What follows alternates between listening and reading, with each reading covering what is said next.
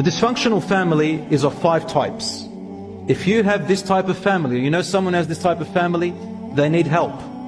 Number 1, the substance abuse family. They are the family who take drugs. They are the family who are addicted to addictions, alcohol and so on. In fact, alcoholism is the number 1 or the first, one of the highest 5 top causes of domestic violence in the world. Drugs and intoxicants. So substance abuse family is dysfunctional family. The conflict-driven family. What's a conflict-driven family? They fight over everything. When you go into their house, all you hear is screams, shouting, blame, accusations. They slam their doors, for example. They fight over remote control, TV remote control. They fight over an iPad, a laptop, a piece of glass. This is a dysfunctional family, it's a high conflict family. What does a high conflict family breed? It breeds severe mental illnesses in children, and these children grow up not able to hold their own relationships. This is a study. This is great research done in this. Examples are bipolar disorders, borderline personality disorders, histrionic disorders. There are so many disorders that happen as a result of high conflict families.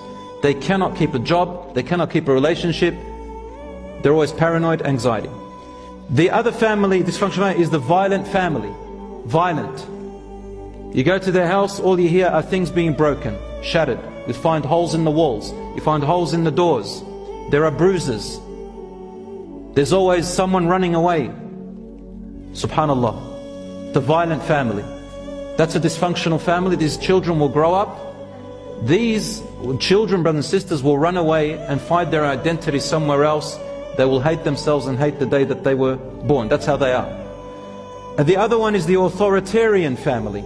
The family that thinks that the only way to function in a family is as if you've got an authority with only rules.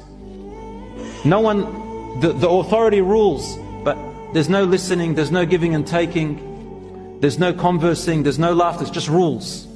Authoritarian, it's only one-way direction. This is a dysfunctional family even in Islam. And lastly, the emotionally detached family. They're the family who don't have this emotional bond. You find, for example, the father's in the car, or the mother driving to school, driving somewhere. They hardly say a word to each other. If they do, it's all about rules and superficial things. And these types, they got, the majority of the modern day families are, if you go to their houses, this is the emotionally detached family, you'll find mainly 2 types of scenarios, mainly. I'm not saying everybody, but mainly. Number 1, either it is a household where it's always study, study, study and school. They go to school, they come back from school, there's still school at home. Kids can't get any sleep, there's no fun, study, study, study, study night and day. School. So the parent is like a teacher all the time. Or it's a family of just entertainment, neglect. Always on their devices, there's nothing to do, mum and dad are on their phone, the other child's on the TV, or they're on their iPads, or they're on something night and day. Just entertainment. Go on holidays, come back. Some of them have their argila and shisha in the house. You know what that is, right? Musalsalat after musalsalat, which is like series after series on TV. Sometimes we stay up till 2 a.m. And then we say we've got no time for our kids, we're tired. Brothers and sisters, this is dysfunctional family. One of the ways to make a functional family is to try and get back to natural human behavior, and that is eat together. Eat together, it is a sunnah. When you eat together, you converse together and put your devices away. Rasulullah ﷺ said there is blessing in eating together, and it brings you closer. The only people, the only creatures who don't eat together and they eat alone are beasts and animals, like the wolves. Each one wants their own little, they snatch it away. The lions, they come and fight, they have to snatch it away. Nobody cares about anyone. And they consume each other, like Allah gives the example of the spider's family. There are species of spiders, when the female becomes pregnant, it's bigger than the male. It becomes pregnant, the male mates with it, then the female spider turns on the male and eats the male, eats her husband. Why? For nourishment. Then when the babies are born from the spider, the mother has to run away.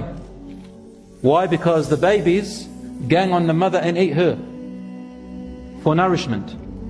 Then the other little spiders have to disperse, because as they grow it becomes like a survival mode. Each spider, when it gets hungry, it looks at its sibling and it wants to eat its sibling. So they disperse. That's why Allah says, وَإِنَّ أَوْهَنَ الْبُيُوتِ لَبَيْتُ الْعَنْكَبُوتِ لَوْ كَانُوا يَعْلَمُونَ. In Surah Al-Ankabut, the most dysfunctional and separated and divided family is the family of the spider. Because in the time of Prophet ﷺ, they used to observe this, they knew this about the spider family. It's a particular species that do it. And humans who do that, subhanAllah, they're like that. وَلَيَاذُ بِاللَّهِ.